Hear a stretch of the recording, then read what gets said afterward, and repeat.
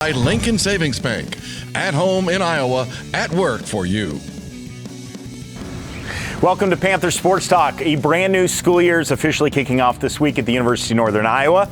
David, what does that mean for your perspective with all these student athletes, a clean slate, a new start? It means it's an exciting time of the year because, as you said, it's a clean slate, a fresh start for all of our teams, for all of our student athletes. It's an exciting time because everybody is so hopeful. Everybody's hopeful about the upcoming seasons, and this is a culmination of what they spent the entire offseason working for. I can remember as a student athlete, the offseason was always a challenge, but you were building toward the season because that was the opportunity that you had a chance to go out and show what you had been working on, how you had improved, how your team had come together even better than the previous year. So I'm happy for our student athletes because this is the time that they work all year for, to have a chance to be able to go and compete and do so in front of the best fans in the country. So it's an exciting time for us in Panther Athletics for sure.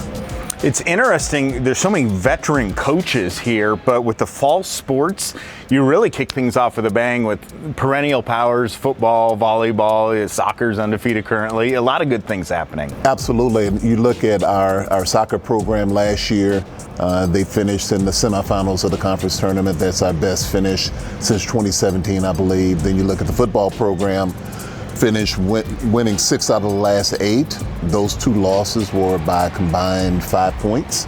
And one of those was against the number 1 team in the country. Then your volleyball program wins the regular season and conference tournament, as well as goes to the NCAA tournament and wins a game there. So you look at the fall sports, and right off the bat, there's a lot to be excited about. Right off the bat, there are teams that are playing that have a phenomenal chance to have a great year. And so we're just looking forward to it because with the coaches that you mentioned, those teams are always going to be ready to play, and they're always going to do a great job, and they're always going to give us a chance to compete for a championship. I know since we last sat down, you did the Panther Caravan, you did a TC's Tailgate. What are you feeling from Panther fans that maybe are outside of the Cedar Valley with excitement levels and just connecting with that fan base? I think the excitement level is high just because of some of the things I just mentioned. We had a really good year last year, and it set us up for a lot of excitement this year. And so I think you can feel that as you go to different places and different locations and talk with our fans. They talk about the excitement of having a football team that comes back with what we believe is the best quarterback in the state, and a team that's full of players that have experience, a team that's really in a position to be able to perform well with football. You look at volleyball returning as a championship team. You look at softball returning as a championship team. You look at women's basketball returning as a team that won 20 games and went to the postseason. Track finishing in the top 3, just on and on with the different sports.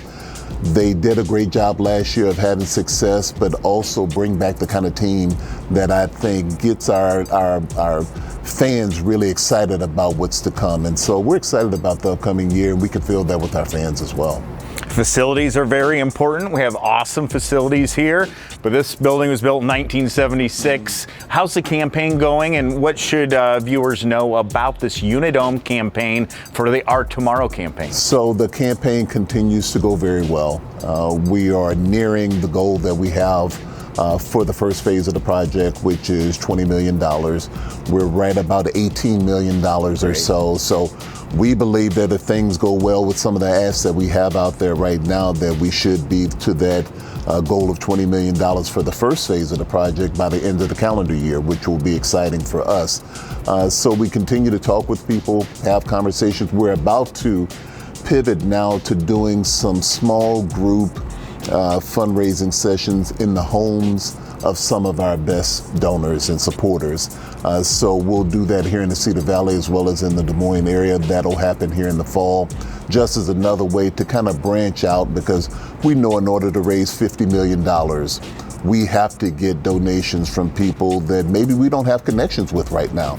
And so some of the people that we are connected with that have given us donations have been really gracious to say, let me introduce you to people that I think if you can develop a relationship with them, that they can come in and help you reach your goal. And so we're excited about getting in front of some new people and continue to build on that momentum. Well, we'll track the progress there. Of course, UNI Our Tomorrow campaign, a very exciting time for the University of Northern Iowa, not just athletics. We'll be back with more with David Harris right after this.